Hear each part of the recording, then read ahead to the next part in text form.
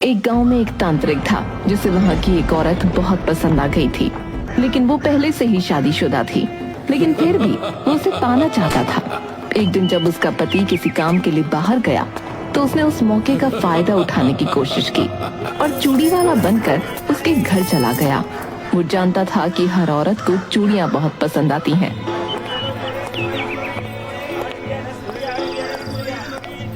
आप कौन है? जी, मेरे पति अभी बाहर गए हैं। अरे मैं तो तुमसे मिलने आया हूँ। मेरा मतलब है मुझे तुमसे ही काम है। मुझसे? मुझसे क्या काम है? मैं रंग बिरंगी चूड़ियाँ लाया हूँ। औरत उन चूड़ियों को देखकर बहुत खुश हो जाती है। अब वो सोचती है, चलो मैं चूड़ियाँ नहीं लेती हूँ। अच्छा चलिए दिखा दीजिए चूड़ियाँ। हाँ, बिल्कुल। ये लाल वाली दिखाना। चूड़ियाँ दिखाते दिखाते जब तांत्रिक उसे लाल चूड़ियाँ पहनाने लगा तो वो उसका हाथ पकड़ लेता है। तुम ये क्या कर रहे हो? छोड़ो मेरा हाथ। कोई है, बचाओ। अरे डरो मत, मैं तुम्हारे साथ कुछ गलत नहीं करूँगा। मैं तुमसे प्यार करता हूँ। मैं शादीशुदा हूँ, तुम्हें समझ में नहीं आता। छोड़ो छोड़ो। तांत्रिक ने औरत का हाथ बहुत तेजी से पकड़ा हुआ था। तो क्या हुआ? तुम्हारा पति तुम्हें कभी खुश नहीं रख पाएगा। मैं तुम्हें बहुत खुश रखूंगा। नहीं, मैं अपने पति के साथ ही रहूंगी। डरती हुई घबराती हुई वो चूड़ियां तोड़कर उस तांत्रिक को धक्का मारकर और डरती डरती हांफते हांफते और एक कुएं के पास पहुंच जाती है। तांत्रिक भी उसका पीछा करता रहता है और वो भी कुएं के पास पहुंच जाता है। दोनों कुएं के पास थे। अचानक तांत्रिक को पास आता देख वो औरत बिना सोचे समझे अपनी इज्जत बचाने के लिए कुएं में कूद गई। तांत्रिक एकदम से ये देखकर बहुत घबरा गया। उसने उसे रोकने की कोशिश की लेकिन वो रुक नहीं पाई। तांत्रिक ने उसे बचाने की भी कोशिश की लेकिन वो बच नहीं पाई। ये देखकर एकदम से तांत्रिक वहां से भाग गया। उसकी सारी की सारी चूड़ियां वहीं गिर गई थीं और उसे गांव छोड़कर जाना पड़ा। ये होते हुए कुछ गांव वालों ने बहुत दूर से देख लिया था। जितनी देर में सब कुछ हो चुका था। कुछ देर बाद उस औरत का पति आता है और बोलता है, ये क्या हो रहा है? तो उनमें से एक गांव वाला उसे बताता है, अरे भाई, तुम्हारी पत्नी अभी कुएं में कूद गई। क्या? तुम ये क्या कह रहे हो? ये क्या कह रहे हो? ऐसा नहीं हो सकता। अरे भैया, हमने देखा था। वो ये हुआ था कि क्या देखा था? ठीक से बताओ, क्या हुआ? गांव वाले ये सोच कर कि उनका नाम भी इसमें आ जाएगा चुप हो जाते हैं और कहते हैं, नहीं, कुछ नहीं देखा। हम तो बस अभी आए। क्या तुम कुछ बता क्यों नहीं रहे हो? बोलो, क्या हुआ था? क्या हुआ मेरी पत्नी के साथ? बोलो। 3-4 बार पूछने पर एक गांव वाला उसे बताता है, मुझे ज्यादा कुछ तो नहीं पता, लेकिन उसे बचाने की हमने बहुत कोशिश की थी। हम बहुत दूर खड़े थे। हम इतने में आए तो एकदम से ही वो तब तक कूद गई। एक तांत्रिक, हाँ, एक तांत्रिक की वजह से कूदी थी वो शायद। क्या तांत्रिक? वो उसके साथ बदतमीजी कर रहा था। क्या? वो उसके साथ बदतमीजी कर रहा था और तुम सब कुछ नहीं कर पाए? इस गांव में हम गलत ही आए। ये गांव हमारे लिए बहुत बुरा है। मैं इस गांव के सारे लोगों को श्राप देता हूँ। यहाँ की औरतें जब भी लाल चूड़ियां पहनेंगी वो खुश नहीं रह पाएंगी। उनके साथ कुछ अच्छा नहीं होगा और न ही उनके परिवार वालों के साथ। जिस तरह मेरी पत्नी अपनी इज्जत बचाने के लिए कुएं में कूद गई, उसी तरह उन्हें भी बलिदान देने होंगे। ये बोलता बोलता वो आदमी रोने लगा। फिर बहुत ज्यादा फूट फूट कर रोने लगा और अपनी पत्नी को याद करने लगा। गांव वाले ये देखकर बहुत बुरा महसूस करते हैं। एक पल के लिए वो उसकी बात भूल गए। कुछ देर तक वो आदमी सर नीचे करके बस रोता रहा और उसके बाद वो उठकर बोला, अब मेरे जीने का क्या ही फायदा? जब मेरी पत्नी ही मर गई तो मैं क्या करूंगा? ये कहकर भगवान को याद करता हुआ वो भी उस कुएं में कूद गया। कुछ दिनों तक उस गांव में शांति छा गई। लोग घरों से कम निकलने लगे। बच्चे बाहर खेलने भी नहीं आते थे। हालात तो तब बिगड़े जब रमेश के श्राप ने काम किया। जिन औरतों के पास लाल चूड़ियां थीं, उनमें से कई औरतों ने चूड़ियां पहनना शुरू कर दिया, लेकिन उनके साथ दुर्घटना होने लगी। कुछ के पति मर गए कुछ के हाथों की हड्डी टूट गई और कुछ तो खुद ही मर गईं। ऐसे हादसे होते थे कि औरत चूड़ियां न पहन सके। उस लड़के का दिया हुआ श्राप भी फैल गया था। धीरे धीरे गांव खाली होने लगा। लोग वहां से शिफ्ट कर रहे थे।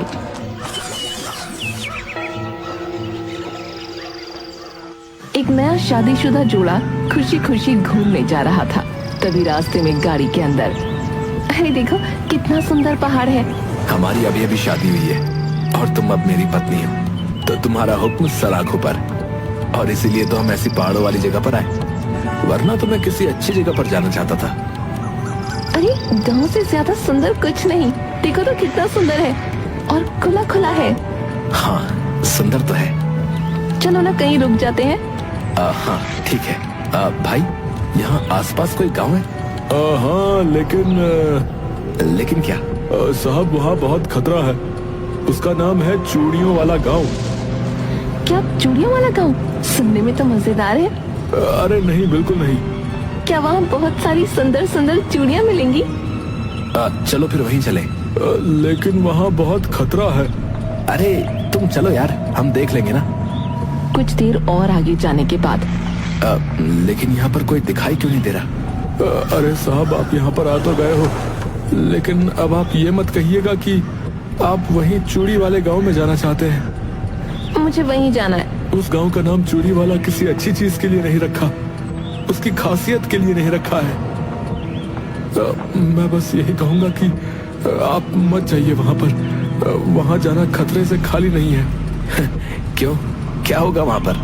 मैं आपको सब कुछ नहीं बता सकता और ना ही मैं बता पाऊंगा। बस मैं यही कहता हूँ कि आप मत जाइए बस।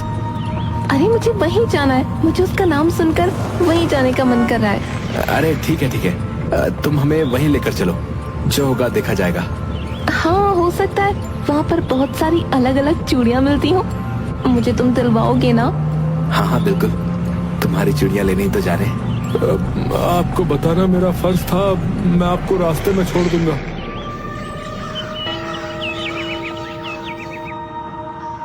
वो रास्ते में रुकते हैं और खाना पानी करने लगते हैं। साथ में ड्राइवर को भी खाना खिलाते हैं। भारती और हर्ष गाड़ी खोलकर खाना खा रहे थे। तभी हर्ष को लगा कि पीछे से कोई आ गया है, और जब उसने पीछे मुड़कर देखा तो कुछ नहीं था। हर्ष, मुझे लगा वहाँ कोई था। कहाँ? वहाँ। अच्छा, तुम मुझे डराने की कोशिश कर रहे हो ना? अरे नहीं, सच में। मैंने कहा था ना। अरे तुम चुप हो जाओ, पता नहीं क्या बोले जा रहे हो। चलो चुपचाप खाना खत्म करो। ठीक है। ठीक है। खाना खत्म होने के बाद जब वो गाड़ी स्टार्ट करते हैं तो बहुत देर तक गाड़ी स्टार्ट नहीं हो पाती। साहब मैं कह रहा हूँ कि हमें वापस चले जाना चाहिए। अरे जब गाड़ी स्टार्ट ही नहीं हो रही है तो हम वापस भी कैसे जाएंगे? देखना, जब हम वापस जाएंगे तो गाड़ी स्टार्ट हो जाएगी। तुम कहना क्या चाहते हो? गाड़ी भी आगे जाने से डर रही है? ये आपके लिए हंसने की बात हो सकती है, पर हमारे लिए नहीं। हम यहाँ पर रोज आते हैं लोगों को छोड़ने, लेकिन कोई भी इसके आगे नहीं जा पाता। क्या? भारती, अजीब सा तो लग रहा है थोड़ा सा। नहीं, मुझे वहीं जाना है। हम वहीं जाएंगे। जैसे तुम्हारी मर्जी। चलो भाई, देख लो चल जाए गाड़ी। ठीक है भाई, वैसे मुझे पता नहीं चलेगी कि नहीं, पर मैं फिर भी देख लेता हूँ।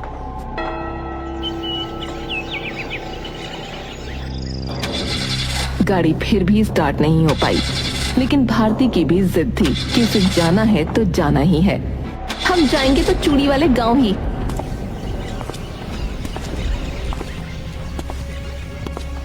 अचानक से एक बूढ़ा आदमी आ गया। वो चूड़ी वाले गांव जाना चाहते हैं। ये सुनकर वो बूढ़ा बाबा कांप उठा। क्या तुम क्या कह रहे हो? तुम्हें इन्हें जाने नहीं देना चाहिए। यहाँ से चले जाओ, तुम्हारी जान को खतरा है।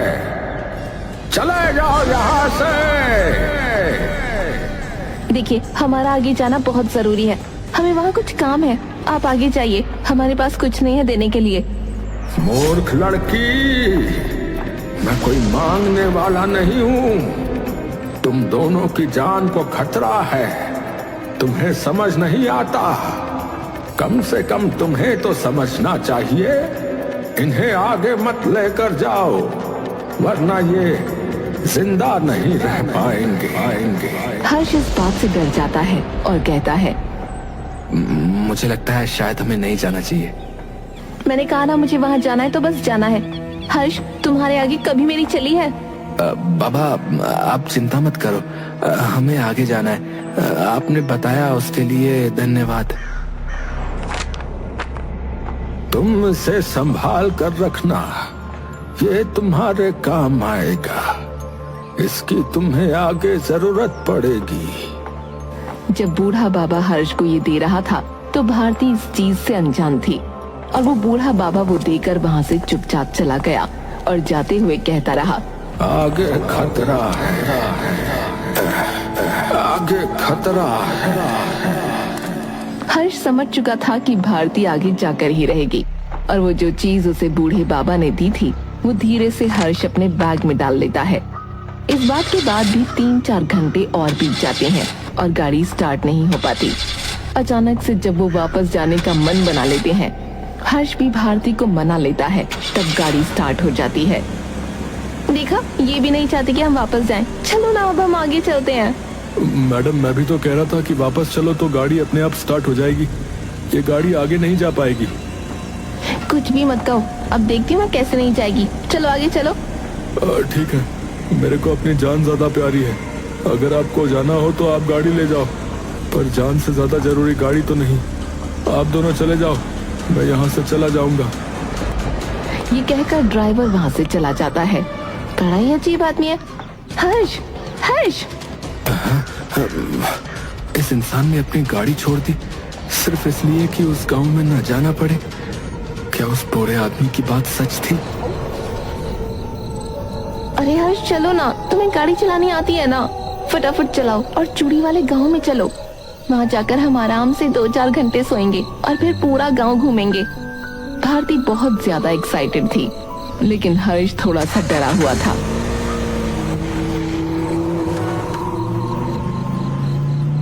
कुछ देर बाद वो उस गांव में पहुंचने वाले थे। जैसे ही वो उस गांव में पहुंच रहे थे तब तेज तेज हवाएं चलने लगीं। काली घटा छा गई। ये देखकर भारती को तो कुछ नहीं हो रहा था, लेकिन हर्ष थोड़ा सा घबराने लगा। उसे बार बार उस बूढ़े बाबा की बात याद आ रही थी। भारती खुश होकर, बहुत एक्साइटेड होकर आगे बढ़ती जा रही थी और हर्ष भी उसके पीछे पीछे चलता रहा। जैसे जैसे वो गांव के अंदर जा रहे थे उसी तरह बहुत ज्यादा तेज हवाएं चलने लगीं और बहुत ज्यादा काली घटा छा गई। उन्हें आसपास कुछ भी दिखाई नहीं दे रहा था। तभी हर्ष अपनी जेब में से मोबाइल फोन निकालता है और लाइट खोलता है। भारती, यहाँ तो कुछ भी दिखाई नहीं दे रहा है। मुझे लगता है रात हो गई है ना, शायद इसीलिए। हमें आने में भी तो इतना टाइम लग गया क्योंकि हमारी गाड़ी खराब हो गई थी। हो सकता है। चलो आसपास कोई घर ढूंढते हैं और वहाँ पर किसी से मदद मांगते हैं। भारती हर्ष चलते रहे, लेकिन उन्हें कोई भी इंसान नहीं मिला। और तभी भारती की नजर एक घर पर पड़ी जहाँ की लाइट भी जली हुई थी। वो वहाँ जाते हैं और गेट खटखटाते हैं। हर्ष और भारती उस घर का गेट बार बार खटखटा रहे थे, लेकिन वहाँ कोई भी बाहर नहीं आ रहा था। पूरे गांव में सिर्फ उस घर की लाइट जली हुई थी, लेकिन पूरी रात उस घर की लाइट जलने के बावजूद उस घर से बाहर कोई नहीं आया। हर्ष और भारती ने उस रात घर के बाहर ही बिताई। अगली सुबह भारती और हर्ष को एक लड़का उठाता है।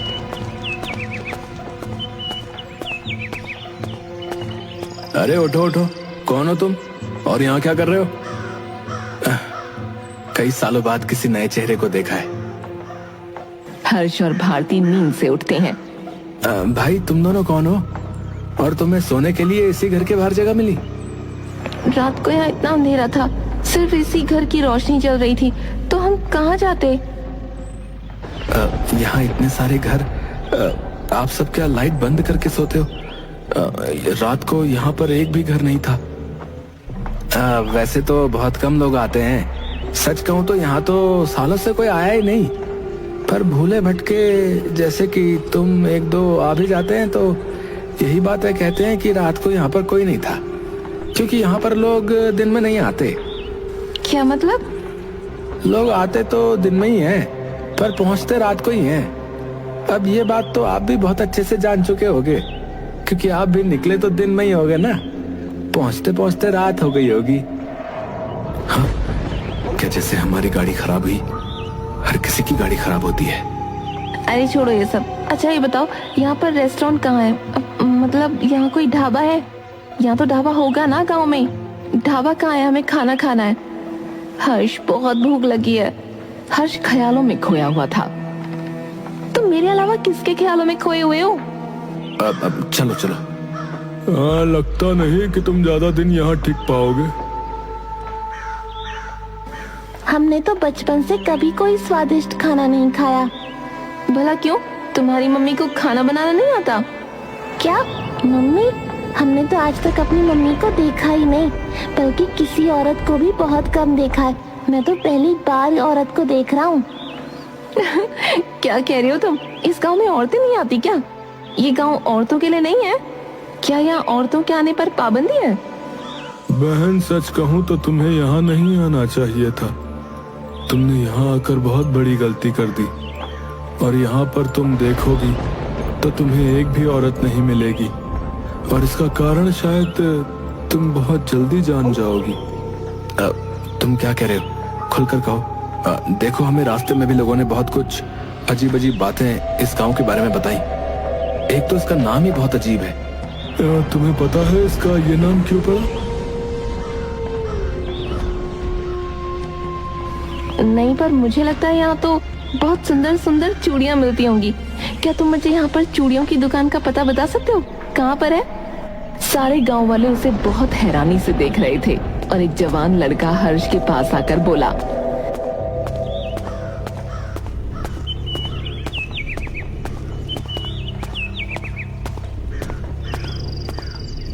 ये आपकी पत्नी है ना? हमारी अभी अभी शादी हुई है। देखो, आप अपनी पत्नी को यहाँ से ले जाइए और इसे कहिए चूड़ियों की तो यहाँ बात ही ना करे, प्लीज। गांव का नाम चूड़ी वाला गांव है, लेकिन यहाँ पर चूड़ियों के बारे में बात करना बहुत गलत है। अरे चलो हर्ष, गांव में घूमते हैं। ये लोग पता नहीं कहाँ से और क्या क्या बातें कर रहे हैं। अरे बेटी सुनो, मेरी बात समझो। यहाँ पर इतना सज धज के मत रहो, और ये जो चूड़ियाँ तुमने पहनी हैं इन्हें भी उतार दो। अरे तुम्हारी हिम्मत कैसे हुई मुझे ऐसे बात करने की? मेरी मर्जी में कुछ भी पहनूं। मेरी अभी अभी शादी हुई है। हमारी शादी को सिर्फ 1 ही महीना तो हुआ है, और मैं चूड़ियाँ उतार दूं? पर आप ऐसा क्यों कह रहे हैं? चूड़ियाँ पहनने में क्या दिक्कत है? मैं तुम्हें बता नहीं सकता। हर्ष, चलो यहाँ से। हर्ष! हर्ष भारती कुछ देर चलने के बाद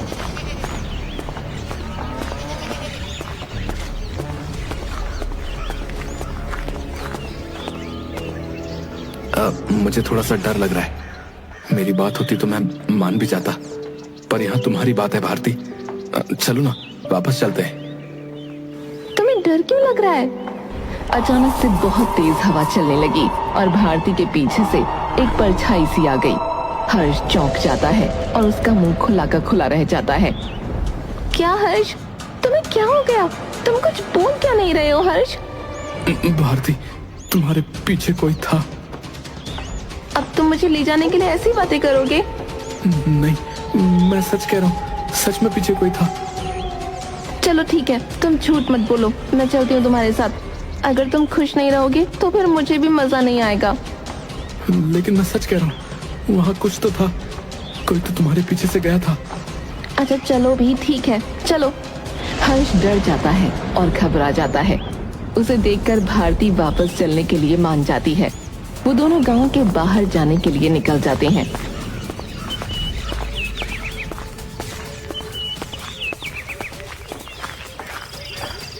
मुझे लगता है तुमने एक अच्छा फैसला लिया। ये नहीं जा पाएंगे। यहाँ एक बार आ तो गए, पर कभी जा नहीं पाएंगे। मुझे यहाँ के लोग बिल्कुल पसंद नहीं आ रहे। चलो, अब जा ही रहे हैं तो जल्दी चलो। भारती चलो, सारा सामान लेकर निकल जाते हैं। तभी गांव की घंटी बजने लगती है और तेज हवा चलने लगती है। पेड़ की पत्तियां गिरने लग जाती हैं और वो सारी पत्तियां गिरकर सिर्फ भारती पर ही गिर रही थीं और किसी भी गांव वाले पर नहीं गिर रही थीं। ये देखकर हर्ष चौंक जाता है और सोचता है, ये सब क्या हो रहा है? देखो ये पेड़ भी मेरा स्वागत कर रहा है। हर्ष बहुत ज्यादा डर जाता है तो वहां से चला जाता है।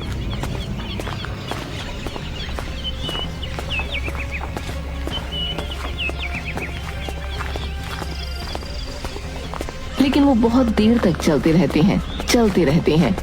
1-2 घंटे हो जाते हैं, वो बाहर ही नहीं जा पाते।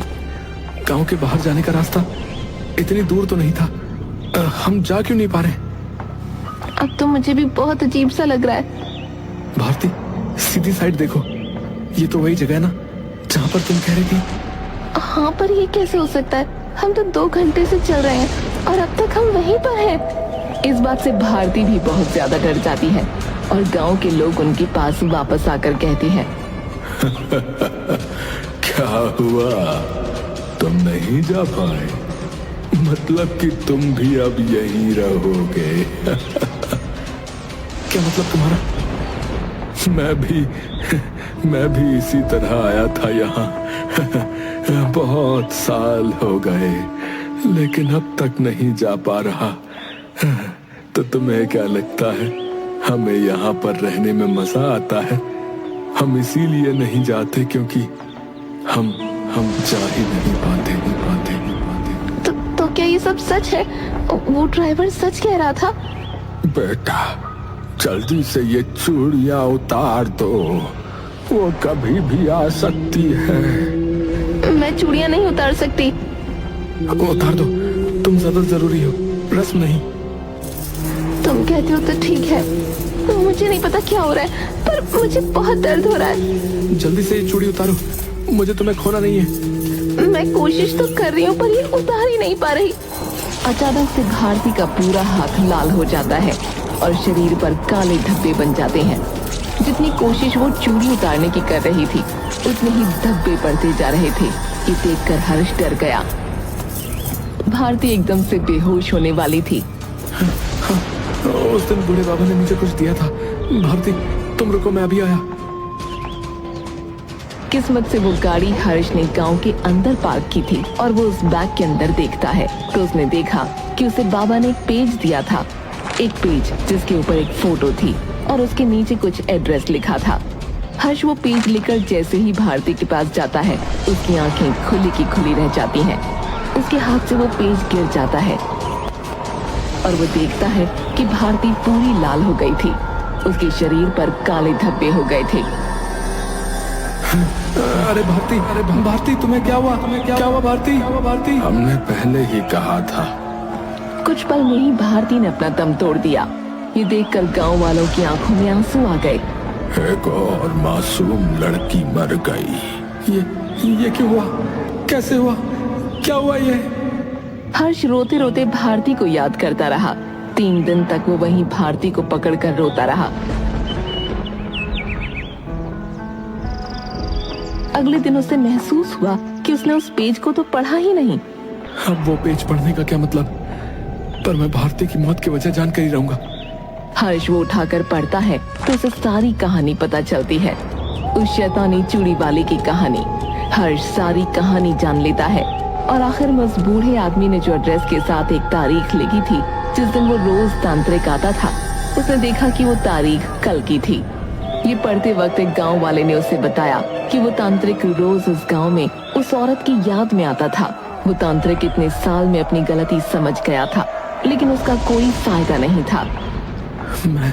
मैं उस आदमी को छोड़ूंगा नहीं जिसकी वजह से उस औरत को सालों पहले अपनी जान देनी पड़ी, और अब मेरी प्यारी बीवी को भी। इसने उसका क्या बिगाड़ा था? कल उस आदमी का आखिरी दिन होगा।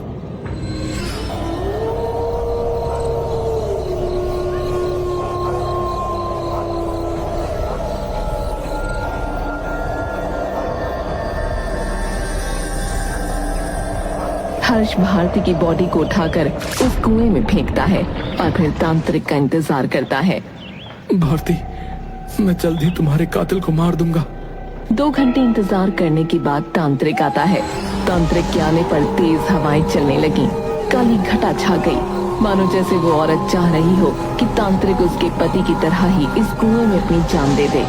हर्ष और बाकी गांव वाले इस उम्मीद में कि आज वो आजाद हो जाएंगे उस तांत्रिक को देखते हैं। वो तांत्रिक बहुत ही बूढ़ा आदमी था, सफेद दाढ़ी, झुकी हुई कमर और आंखों में पछतावा लेकर और कुएं की तरफ गया और बोला, मुझे माफ कर दो। तांत्रिक की इस बात से पूरे कुएं में हलचल होने लगी। उसका पानी अंदर बाहर हो रहा था, मानो तांत्रिक सीधा उस औरत से ही बात कर रहा हो। हर्ष ने तांत्रिक को उठाकर उस कुएं में फेंक दिया। उसके बाद आसमान शांत हो गया, बस कुएं में हलचल होने लगी। तब हर्ष समझ गया कि कुएं का पानी उस तांत्रिक को मांग रहा था और भारती को याद करते हुए वो रोने लगा। अचानक से उसे लगा जैसे भारती उससे कह रही हो कि तुम चुप हो जाओ और मुझे माफ कर दो। तुमने इसको आजाद किया है, हम तुम्हारा एहसान कैसे चुकाएं? मैंने ये अपनी भारती के लिए किया है, लेकिन मैं अब अपनी भारती के पास जा रहा हूँ। ये कहकर हर्ष भी उस कुएं में कूद गया। गांव के लोग बहुत दुखी थे कि हर्ष और भारती मारे गए और खुश भी, क्योंकि अब वो आजाद थे। ये कुआं अब तक चूड़ी वाले की वजह से डरावना था, पर अब से ये सच्चे प्यार की निशानी होगा।